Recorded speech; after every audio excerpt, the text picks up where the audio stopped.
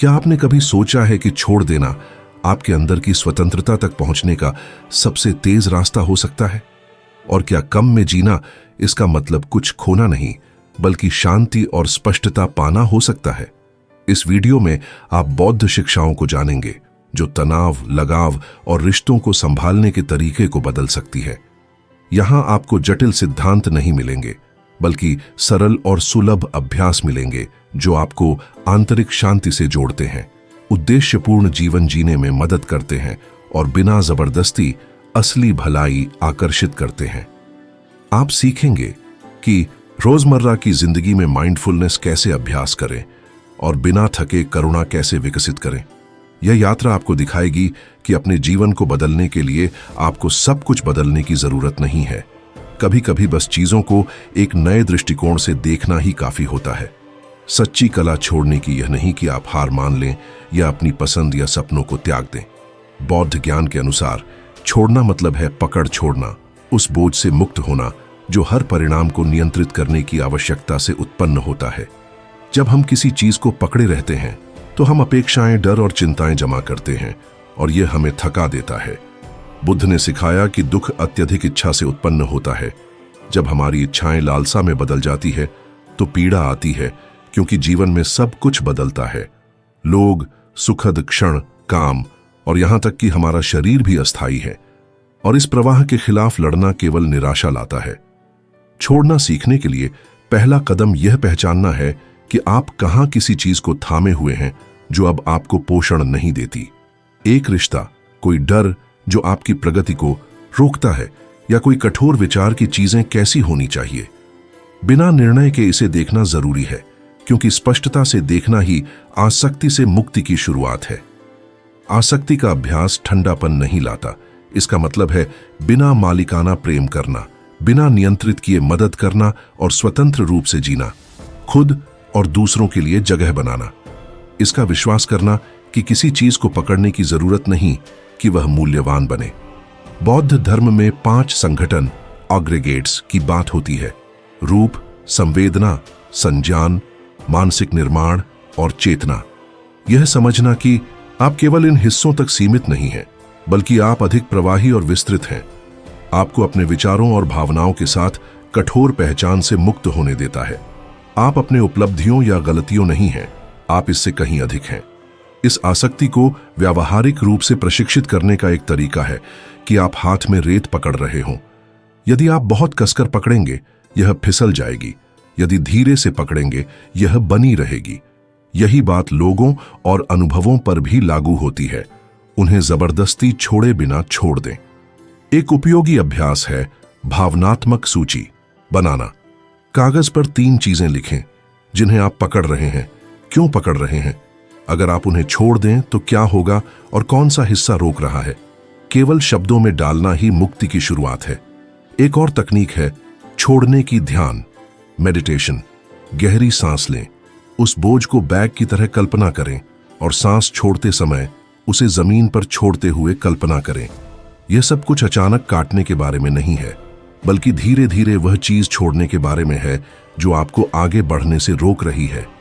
हर बार जब आप कुछ छोड़ते हैं, आपकी ऊर्जा साफ होती है और आंतरिक शांति बढ़ती है, क्योंकि छोड़ना खोने का नहीं, बल्कि नई चीजों के लिए जगह बनाने का तरीका है।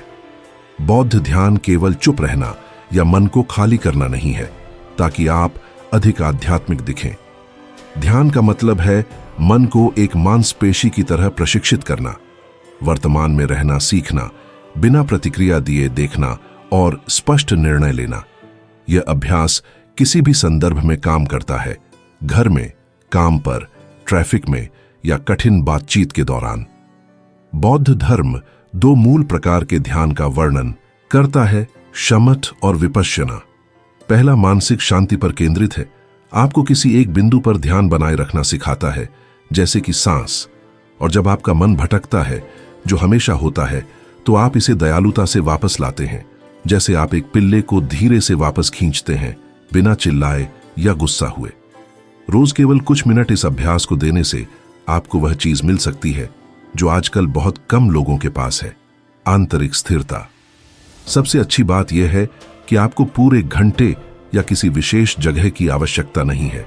केवल सुबह के 5 मिनट आप बैठ सकते हैं, आंखें बंद कर सकते हैं, अपनी सांस पर ध्यान केंद्रित कर सकते हैं और बाकी सबको पीछे छोड़ सकते हैं, क्योंकि यह क्षण आपके साथ बाहरी किसी भी पूर्णता से अधिक मूल्यवान है।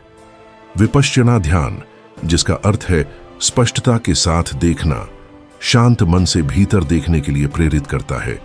यह देखते हुए कि विचार कैसे उभरते हैं, भावनाएं कैसे बदलती हैं और आपका शरीर कैसे प्रतिक्रिया करता है।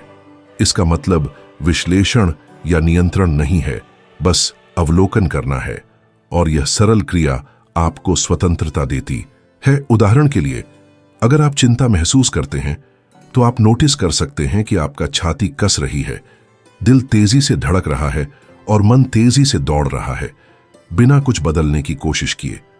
केवल अवलोकन बिना निर्णय के बदलाव शुरू करता है। वैज्ञानिक अध्ययन दिखाते हैं कि नियमित ध्यान अमिग्डाला की सक्रियता को कम करता है, जो मस्तिष्क का वह क्षेत्र है जो डर और प्रतिक्रियाशीलता से जुड़ा है, जिसका मतलब है कि आप न केवल अधिक शांत रहेंगे बल्कि बेहतर निर्णय भी लेंगे। ध्यान केवल आंखें बंद करने तक सीमित नहीं है। आप इसे चलते समय, खाते समय या बर्तन धोते समय भी कर सकते हैं, बस उपस्थित रहते हुए हर पल को महसूस करना। यदि आप चलते हैं तो महसूस करें कि आपके पैर जमीन को छूते हैं, कदम की गति और चेहरे पर हवा। जैसा कि तितनटन ने कहा, कोई भी पल ध्यान में बदल सकता है यदि आप पूर्ण ध्यान दें।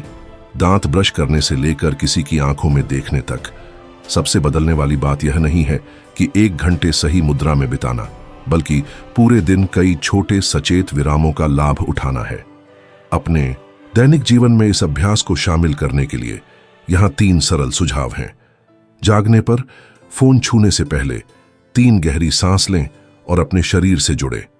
खाने से पहले 10 सेकंड का विराम लें और मानसिक रूप से भोजन के लिए धन्यवाद दें। सोने से पहले अपने दिन की समीक्षा करें और देखें कि आपकी भावनाएं कैसे विकसित हुईं। बिना निर्णय किए बस उन्हें देखते रहें। यही असली जीवन में ध्यान का सार है, सामान्य क्षणों को चेतना के स्थान में बदलना। इस तरह अपने मन को प्रशिक्षित करना आपके जीने के तरीके को बदलता है, जैसे आप अपने शरीर को प्रशिक्षित करते हैं या भाषा सीखते हैं। जब आपका मन प्रशिक्षित होता है तो आप सच्ची स्वतंत्रता प्राप्त करते हैं। माइंडफुलनेस छोटे छोटे क्षणों में प्रकट होती है, और यह केवल तकनीक नहीं बल्कि एक रहन सहन का तरीका है। माइंडफुल जीवन जीना मतलब है ऑटो पायलट में चलना बंद करना, और जो आप वास्तव में महसूस करते हैं, सोचते हैं और कैसे प्रतिक्रिया देते हैं, उससे जुड़ना। इसका मतलब सब कुछ नियंत्रित करना नहीं है, बल्कि वर्तमान में मौजूद रहना है। हमारा आधुनिक जीवन हमें डिस्कनेक्शन की आदत डाल चुका है। हम मल्टीटास्किंग करते हैं, फोन का इस्तेमाल करते हुए खाते हैं, किसी से बात करते समय संदेशों का जवाब देते हैं। यह डिस्कनेक्शन चिंता, तनाव और उदासी को बढ़ाता है, क्योंकि जब आपका मन अतीत या भविष्य में है तो वर्तमान, जो केवल सचमुच मौजूद है, अनदेखा रह जाता है। माइंडफुलनेस का अभ्यास करने से आप उन विवरणों को नोटिस कर सकते हैं जो पहले अनदेखे रहते थे। जब आप घबराए होते हैं तो आपकी सांस कैसे बदलती है, गुस्से में आप कैसे दांत काटते हैं, बिना सच में सुने जल्दी से कैसे प्रतिक्रिया करते हैं। आप खाने के स्वाद, पत्तियों की सरसराहट या सामने वाले की आंखों में भाव को महसूस करते हैं। ये छोटे छोटे विवरण आपको जीवन के साथ सीधे जोड़ते हैं, केवल इसके बारे में विचारों से नहीं। इसके अलावा माइंडफुलनेस आपको उन छोटे छोटे क्षणों की पहचान करने में मदद करती है जो आपकी ऊर्जा को कम कर देते हैं, जैसे स्वतः स्फूर्त विचार या तात्कालिक प्रतिक्रियाएं। माइंडफुलनेस निष्क्रियता या मूर्ति की तरह खड़े रहने का नाम नहीं है, बल्कि यह एक सक्रिय तरीका है, यह देखने का कि आपके अंदर और बाहर क्या हो रहा है, ईमानदारी से और बिना निर्णय किए। यह जबरदस्ती की शांति नहीं है। आप पूरी तरह से उपस्थित रहते हुए गुस्सा, दुख या डर महसूस कर सकते हैं। कुंजी यह नहीं है कि भावना को मिटाया जाए, बल्कि इसे उस समय महसूस करना और उसके प्रति सजग रहना है। यह सजगता आपको आवेग से नहीं बल्कि स्पष्टता से कार्य करने देती है, जिससे छोटे छोटे विराम मिलते हैं जो स्वतंत्रता के बराबर हैं। आपको पूरे दिन को बदलने की जरूरत नहीं है, बस विशिष्ट क्षणों को चुनें, जैसे किसी कमरे में प्रवेश करना, हाथ धोना या बिना किसी व्यवधान के कॉफी पीना। ये छोटे अभ्यास आपके मन को प्रशिक्षित करते हैं और समय के साथ आपके दूसरों के साथ संबंध को बेहतर बनाते हैं। सच में सुनना, बिना यह सोचे कि बाद में क्या कहेंगे या घड़ी देखने की चिंता किए, अधिक गहरे और मानवीय संबंध बनाता है।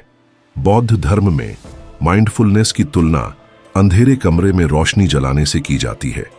यह चीजों को बदलता नहीं है, लेकिन आपको उन्हें स्पष्ट रूप से देखने और बुद्धिमानी से कार्य करने में मदद करता है। माइंडफुलनेस आपके संघर्षों का सामना करने, अपने शरीर की देखभाल करने और दूसरों के साथ संबंध बनाने के तरीके को बदल देती है। यह आपकी आंतरिक बातचीत को भी बदल देती है, क्योंकि आप पहचानना शुरू करते हैं कि कब आप अपने प्रति कठोर हैं, कब आप खुद से ज्यादा मांगते हैं और कब आप अपनी सुनना बंद कर देते हैं। यह पहचान आपको शक्ति देती है, क्योंकि सच्चा परिवर्तन असाधारण कार्यों से नहीं, बल्कि प्रत्येक रोजमर्रा के क्षण को सजग और असाधारण तरीके से जीने से आता है। हर क्षण उपस्थित होने का अवसर बन जाता है और ऐसा करने पर आपका मन, शरीर और हृदय संरेखित होते हैं। इस तरह जीवन की सबसे साधारण चीजें भी पूर्ण लगने लगती हैं। माइंडफुल जीवन जीने का मतलब पूरे दिन एक भिक्षु की तरह केंद्रित रहना नहीं, बल्कि अपने जीवन में अधिक जागरूक रहना है। इसका मतलब यह नहीं कि दिन बीतने दें जैसे आप सिर्फ दर्शक हैं। इसका मतलब है बार बार वर्तमान क्षण में लौटना, जैसे आप घर वापस आ रहे हों। चाहे आप कितनी बार ध्यान भटकाएं, आप हमेशा लौट सकते हैं, क्योंकि हर क्षण नए सिरे से शुरू करने का अवसर है। कर्म का विचार भी इस सजग दृष्टिकोण से बेहतर समझा जाता है। अक्सर इसे गलत समझा जाता है और माना जाता है कि यह किसी तरह का ब्रह्मांडीय दंड है। वास्तव में कर्म न दंड है न पुरस्कार, यह केवल कारण और प्रभाव है। हर विचार, शब्द और कार्य एक छाप छोड़ता है जो बीज के रूप में काम करता है। उस बीज की प्रकृति के अनुसार फल उगेगा। यदि आप शांति बोएंगे तो शांति काटेंगे, यदि संघर्ष बोएंगे तो देर या जल्द वह उगेगा। महत्वपूर्ण यह है कि कर्म से डरे नहीं, बल्कि सजगता से जीवित रहें, यह मानते हुए कि प्रत्येक कार्य, चाहे छोटा ही क्यों न हो, प्रभाव डालता है। जब आप मदद करने, सम्मानपूर्वक बोलने या सिर्फ सुनने का निर्णय लेते हैं, तो आप कर्म बना रहे हैं। आपके विचार भी असर डालते हैं, क्योंकि आप जो मानसिक रूप से पोषित करते हैं वह क्रिया में बदल जाता है, और बार बार की जाने वाली क्रियाएं आपके चरित्र को आकार देती है। रोजमर्रा की जिंदगी में सजग कर्म विकसित करने का मतलब है कि आप अपने विकल्पों का मूल्यांकन स्वतंत्रता के स्थान से करें, दोष या बाध्यता से नहीं। हर बार जब आप उपस्थित, दयालु और ईमानदार तरीके से कार्य करते हैं, आप अपनी कहानी बदल रहे हैं। आप आवेगपूर्ण प्रतिक्रिया देना छोड़ देते हैं और बुद्धिमानी से प्रतिक्रिया देते हैं, और यही सब कुछ बदल देता है। बौद्ध धर्म सिखाता है कि कर्म बनाने के 3 द्वार हैं: शरीर, शब्द और मन। ये देखना कि आप क्या करते हैं, क्या कहते हैं और क्या सोचते हैं निरंतर अभ्यास मांगता है। अपने आप से पूछें कि दबाव में आप कैसे प्रतिक्रिया करते हैं। जब कोई आपकी अपेक्षाओं पर खरा नहीं उतरता, तो आप कौन से शब्द चुनते हैं, और जब चीजें आपकी उम्मीद के अनुसार नहीं होती, तो कौन से विचार उभरते हैं। यह अवलोकन आपको जज करने के लिए नहीं, बल्कि मुक्त करने के लिए है, क्योंकि जब आप समझते हैं कि आप अपनी अनुभव खुद कैसे बना रहे हैं, तो आप कुछ अलग बनाने की शुरुआत कर सकते हैं। कल्पना करें कि आपका दिन एक खेत है। हर बातचीत, निर्णय या इशारा एक बीज है। कुछ जल्दी फल देंगे, कुछ प्रकट होने में समय लेंगी और कुछ अनदेखी रहेंगी, लेकिन जब ये जमा होते हैं तो आपका परिवेश बनता है। यदि वह परिवेश स्वतःस्फूर्त प्रतिक्रियाओं, जल्दी और शिकायतों से भरा हो, तो शांति को खिलाना कठिन होगा।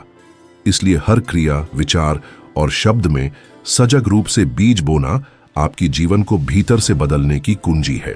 यदि आप अपने जीवन को सजग विरामों, करुणा और जिम्मेदारी से भरते हैं, तो आपका पूरा परिवेश उस ऊर्जा को प्रतिबिंबित करने लगता है। एक महत्वपूर्ण बात समझना जरूरी है। कर्म न तो भाग्य है, न अचल दंड। आपने जो कल किया वह ऊर्जा छोड़ता है, लेकिन आज आप जो करते हैं उसका भी प्रभाव है। हर क्षण नई दिशा बनाने का अवसर है। इस शिक्षा की सबसे मुक्ति देने वाली बात यह है कि आप अपने अतीत से बंधे नहीं हैं। आप कदम दर कदम अपना रास्ता बना सकते हैं।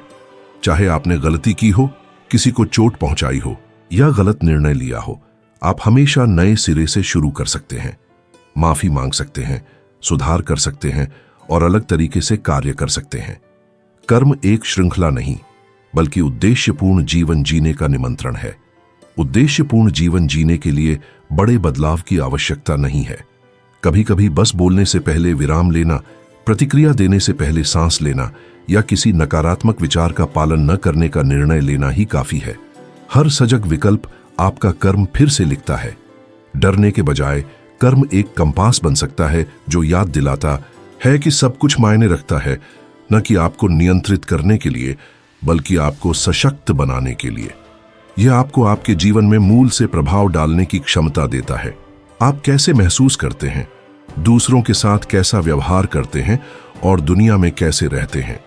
जब आप उस सजगता से जीते हैं तो आप उन परिस्थितियों को आकर्षित करना शुरू करते हैं जो आप बोते हैं, न कि इसलिए कि ब्रह्मांड आपको इनाम दे रहा है, बल्कि क्योंकि आपकी स्वयं की ऊर्जा बदलती है और यह आपकी वास्तविकता को बदल देती है।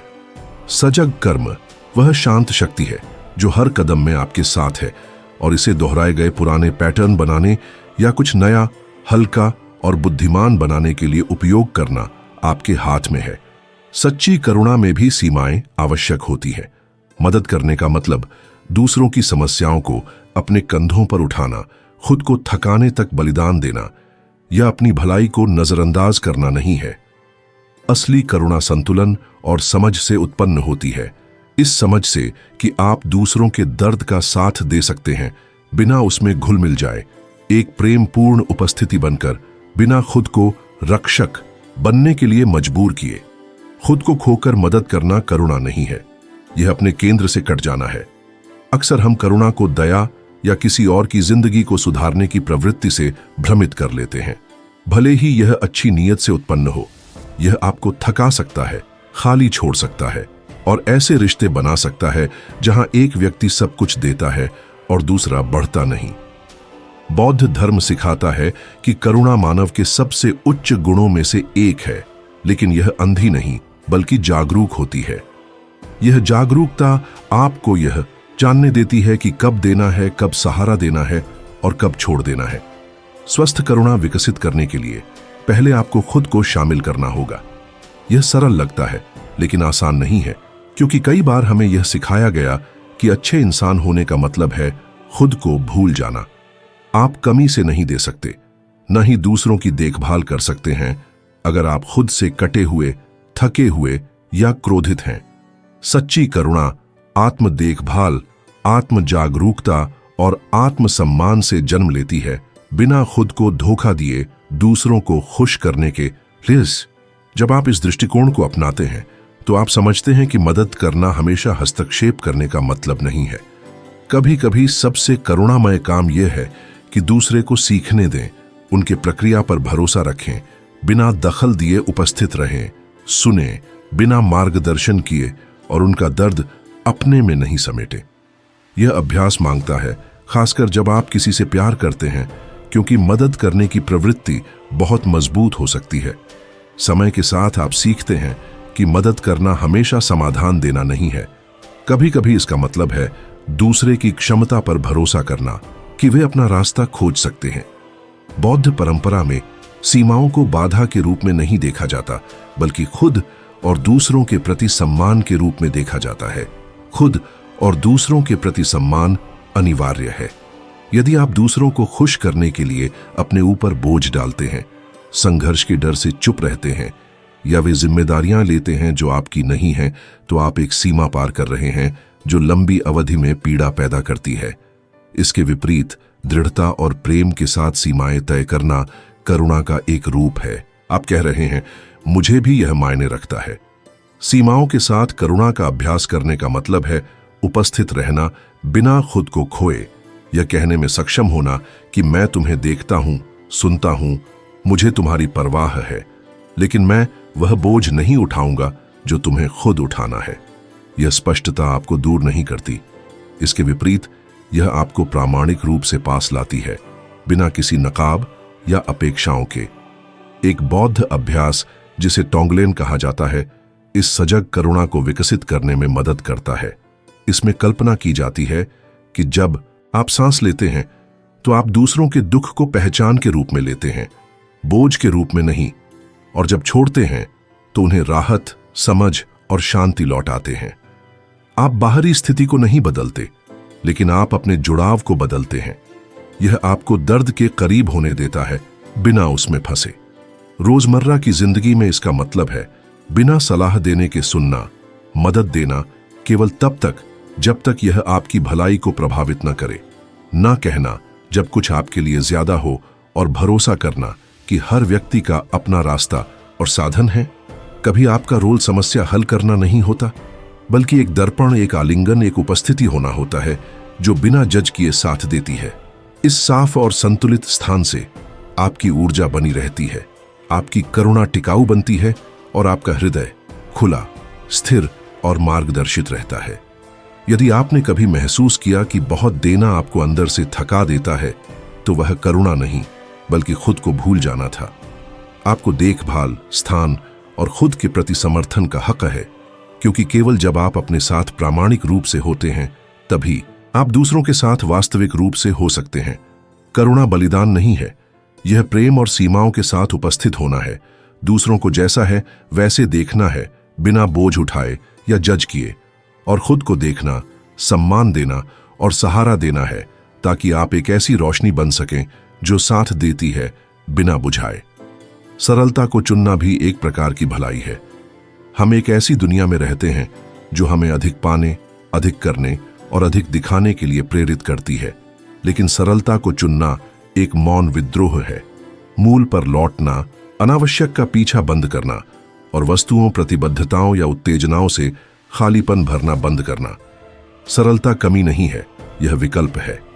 जब आप आवश्यक को चुनते हैं तो आप पाते हैं कि जो वास्तव में महत्वपूर्ण है वह कम जगह लेता है। सामग्री के प्रति आसक्ति पीड़ा उत्पन्न करती है, न कि इसलिए कि चीजें रखना बुरा है, बल्कि इसलिए कि अपनी मूल्य को जो आपके पास है उसके आधार पर परिभाषित करना आपको कमजोर बनाता है। जब आपकी शांति इस बात पर निर्भर करती है कि आपके पास नवीनतम मॉडल है, आदर्श शरीर है या परिपूर्ण नौकरी है, तो आप लगातार तनाव में रहते हैं, बिना यह महसूस किए कि इसे बनाए रखना आपको कितना खर्च कर रहा है। शांति तब शुरू होती है जब आप समझते हैं कि आपको अच्छा महसूस करने के लिए बहुत कुछ नहीं चाहिए, आपको कम चाहिए लेकिन उद्देश्यपूर्ण।